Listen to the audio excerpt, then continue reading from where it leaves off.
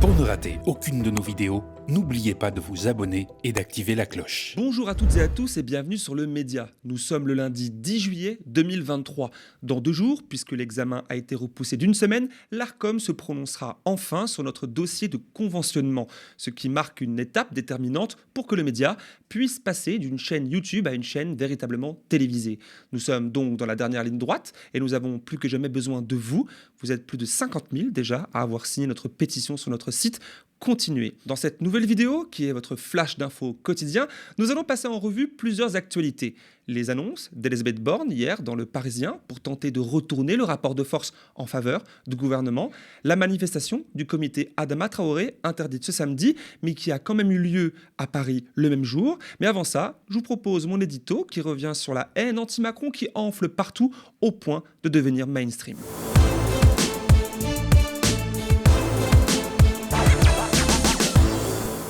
C'est une courte vidéo qui fait le buzz ce matin sur Twitter. On y voit Emmanuel Macron caricaturé en marionnettiste manipulant des personnes se jetant dans le vide. Une vidéo projetée sur écran géant lors d'un concert du groupe français Chaka Ponk. Une séquence dont certaines voix se sont élevées ces dernières heures pour dénoncer une caricature reprenant les codes de l'antisémitisme, critique qui revient souvent au sujet des caricatures visant le président Macron. Cette vidéo date du 25 juin dernier, filmée au Solidays, le festival à Paris, et ce clip grimant Macron a été projeté durant tous leurs concerts précédents. Mais alors pourquoi buzz-t-il sur Twitter seulement aujourd'hui ? La raison est toute simple, c'est le temps médiatique, jusqu'il y a peu occupé par les révoltes consécutives à la mort du jeune Naël. Il y a 4 jours, le 6 juillet dernier, c'était la chanteuse pop Isia Higelin qui défrayait la chronique après un concert donné à Beaulieu-sur-Mer dans les Alpes-Maritimes. Concert durant lequel, entre 2 chansons, elle s'était imaginée transformer le président Macron en piñata géante. Dont le peuple a envie, c'est qu'on m'accroche à 20 mètres du sol telle une piñata humaine géante et qu'on soit tous ici présents munis d'énormes battes avec des clous au bout comme dans Clockwork Orange, tu vois. Et ça n'a pas manqué. Certains éditorialistes, passe-plat et autres chiens de garde l'ont copieusement insulté de folle, d'hystérique et même de possédée d'un délire satanique. Rien que ça. Minima, donc vous dites qu'elle est complètement possédée, ou dans un délire satanique, faut voir la vidéo quand même. Le maire LR de la ville où a eu lieu le concert, Roger Roux, a même déclaré, je cite, « Je n'arrive pas à y croire, on se croirait à un meeting de la France insoumise ». Pas sûr que M. Roux ait été une seule fois dans sa vie à un meeting insoumis, mais le moment est à ne jamais manquer la moindre occasion pour leur taper dessus, tandis qu'enfin, le parquet de Nice a ouvert une enquête contre la chanteuse pour, je cite, « provocation publique à commettre un délit ou un crime ». Aussi, le soir même du concert, les gendarmes prévenus par des spectateurs ont tenté en vain de mettre la main sur l'artiste à l'abri dans son tourbus dont l'accès est légalement protégé. Alors oui, la séquence, d'autant plus isolée comme ça hors du contexte du concert qui peut être un moment enivrant, peut paraître violente. Les propos d'Isia le sont, mais ne serait-il pas sain, avant de vouloir condamner, réprimer, écraser, de chercher à comprendre pourquoi cette haine du président Macron enfle dans la société chaque année un peu plus au point de devenir mainstream ? Et plus le temps passe, plus les exemples s'accumulent. Le 24 juin dernier, lors de la grande Pride parisienne, s'étaient exprimés des propos anti-Macron sur scène.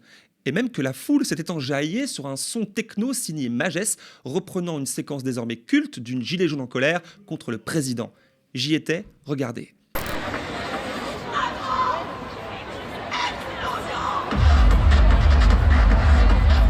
Un son qui cumule plus d'un demi-million de vues sur la chaîne YouTube du groupe, acclamé par des centaines de commentaires. Plus tôt encore, en août 2022, c'était l'artiste franco-états-unien Marc Rebillet qui avait insulté Emmanuel Macron sur scène lors d'un festival électro au Touquet.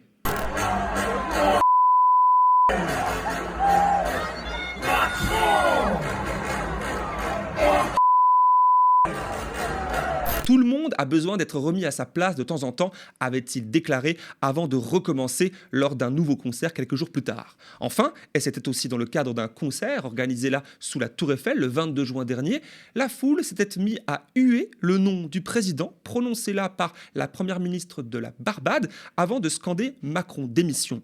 Ce qui faisait assez tâche à ce moment-là pour un événement organisé pour clôturer le sommet international pour un nouveau pacte financier mondial, sommet voulu par Emmanuel Macron en personne où étaient conviés les plus grands chefs d'État du monde.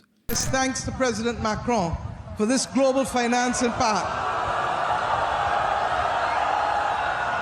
My friends, trust me.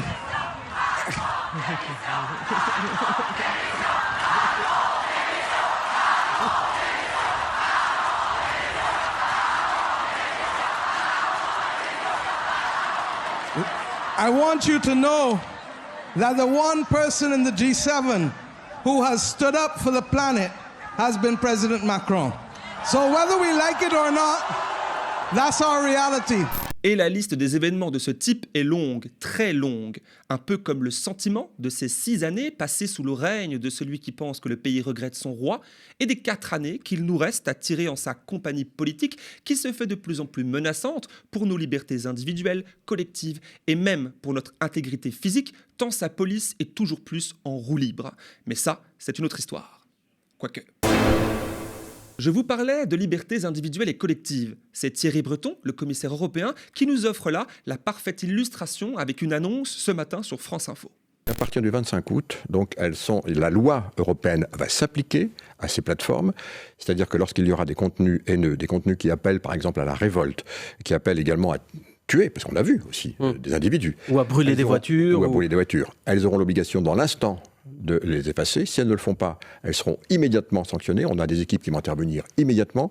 Si elles n'agissent pas immédiatement, alors oui, on pourra à ce moment-là, non seulement donner une amende, mais interdire l'exploitation donc sur notre territoire. Alors que la France sera le nez dans les grandes vacances d'été, c'est une sorte de retour de la défunte loi Avia, qui déjà en 2020 souhaitait s'attaquer au contenu dit haineux en ligne, mais cette fois-ci dans une version dopée et musclée suite aux dernières émeutes, révoltes urbaines et autres événements venant ébranler le pouvoir exécutif dans sa toute-puissance.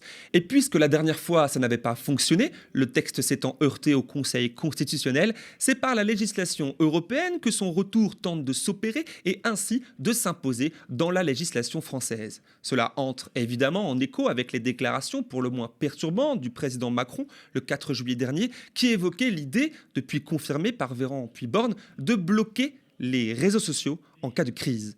Condamner les appels au meurtre ou à la haine xénophobe, par exemple, sont déjà des crimes et délits punis par la loi.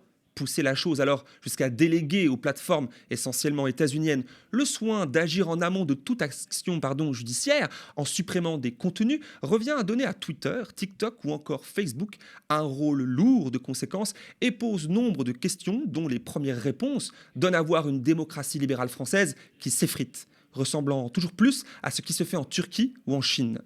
Pas certain que ce soit là la meilleure des méthodes pour retrouver le calme dont le gouvernement nous fait l'injonction du retour depuis des jours. Ce week-end a été également politique au-delà des polémiques effarouchées. Elisabeth Borne a en effet accordé un long entretien aux Parisiens paru hier dimanche 9 juillet. Alors que les 13 et 14 juillet sont dans tous les esprits, après les révoltes urbaines de ces derniers jours, la Première ministre a d'emblée annoncé des moyens massifs pour, je cite, protéger les Français.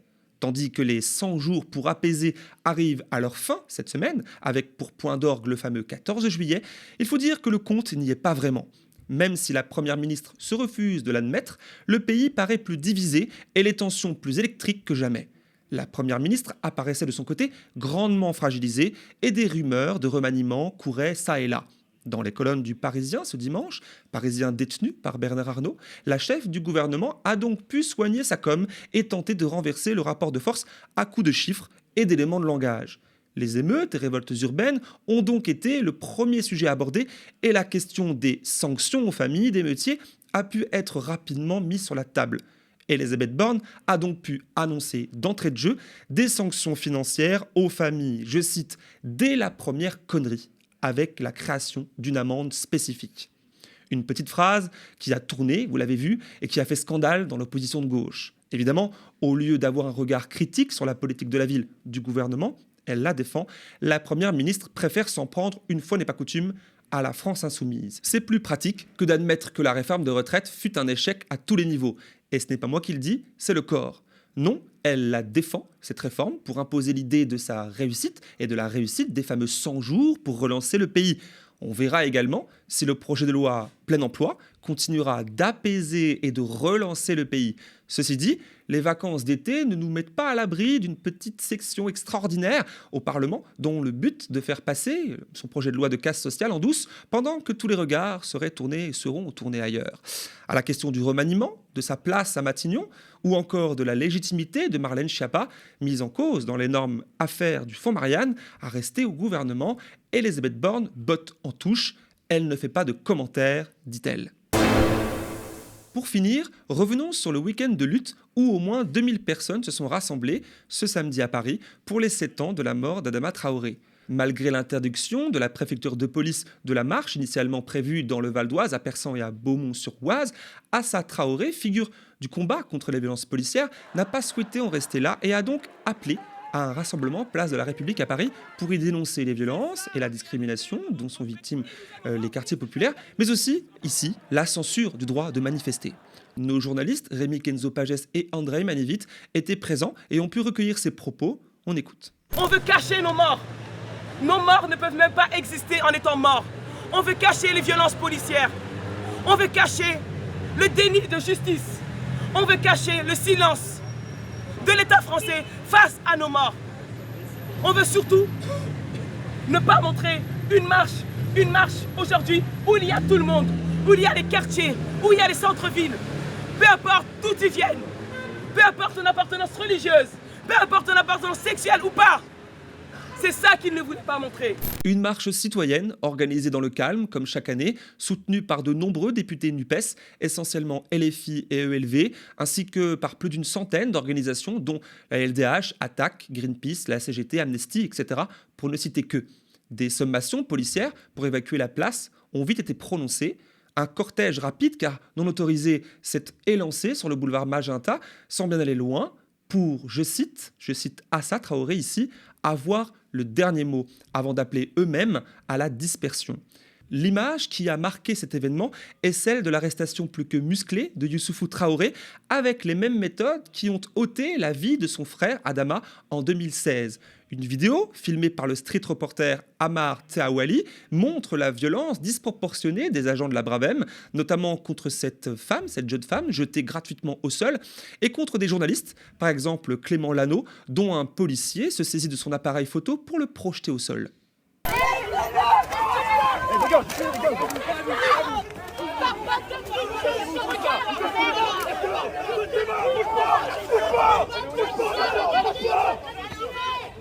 S'il vous plaît, laissez-le juste respirer.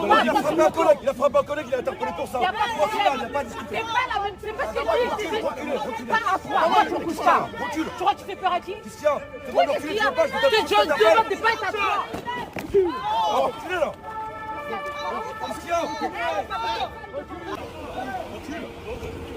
Les journalistes! Les journalistes! C'est un journaliste! C'est un journaliste! C'est un journaliste! C'est un journaliste! C'est un journaliste! Ces images, elles ont été partagées et visionnées des millions de fois depuis, notamment sur Twitter. Embarqué au commissariat du 5e arrondissement de Paris, Youssoufou Traoré en est ressorti sur un braquard des pompiers pour être hospitalisé. Sa garde à vue fut levée pendant son hospitalisation, durant laquelle des médecins ont pu constater, je cite, une fracture du nez, un traumatisme crânien avec contusion oculaire, des contusions thoraciques, abdominales et lombaires. Fin de citation. Son avocat, Yassine Bouzrou, a annoncé qu'il portera plainte pour, je cite, dénoncer ces violences graves. Dans un communiqué diffusé ce dimanche sur les réseaux sociaux, une trentaine de signataires ont appelé à une nouvelle manifestation ce samedi 15 juillet en soutien au comité Adama pour réclamer justice. Aussi, une tribune signée par plus de 500 personnalités de tous horizons a été publiée dans Mediapart pour alerter des menaces d'interdiction de manifester ainsi que pour dénoncer des peines de prison ferme pour un vol de canettes dans le cadre des révoltes urbaines suite au meurtre de Naël. Quel rapport avec Adama Traoré, vous allez me demander? Eh bien, l'équipe rédactrice de cette tribune a précisé, pendant la publication de la tribune, apporter son soutien à Youssoufou Traoré et au comité Adama suite aux événements de ce samedi. Pour finir, un appel à manifester en soutien aux policiers tueurs de Naël a été lancé pour ce mercredi 12 juillet par l'extrême droite. Gérald Darmanin et la préfecture de police de Paris, pourtant prompts à réagir, n'ont pour l'instant fait aucun commentaire. On ne lâchera jamais, a lancé Assa Traoré ce samedi, contre qui une procédure judiciaire pour organisation d'une manifestation non déclarée a été ouverte. Le combat contre les violences policières, qui n'existe pas aux yeux du gouvernement macroniste et des droites, n'est pas prêt de s'arrêter. Et voilà, c'est la fin de ce bulletin d'infos quotidien qui entre dans notre programmation d'été. Comme à chaque fin de saison, nous réduisons, vous le savez, quelque peu la voilure, avec notamment la mise en pause de nos directs. Mais l'actualité ne s'arrête pas, alors nous non plus. Nous allons continuer à vous fournir, dans ces moments importants, nos reportages, enquêtes, entretiens, plateaux d'analyse, de débat et de décryptage, et ce, au quotidien. Vous le savez, l'intégrité de notre projet éditorial unique dans le paysage audiovisuel français dépend toujours de votre soutien et donc de vos dons.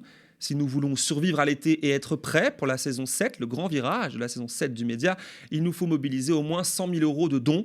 Déjà 62 900 euros ont été récoltés. Merci pour cela. Rendez-vous sur lemediatv.fr/soutien. On compte sur vous, on sait qu'on peut le faire. Merci, restez connectés aux médias.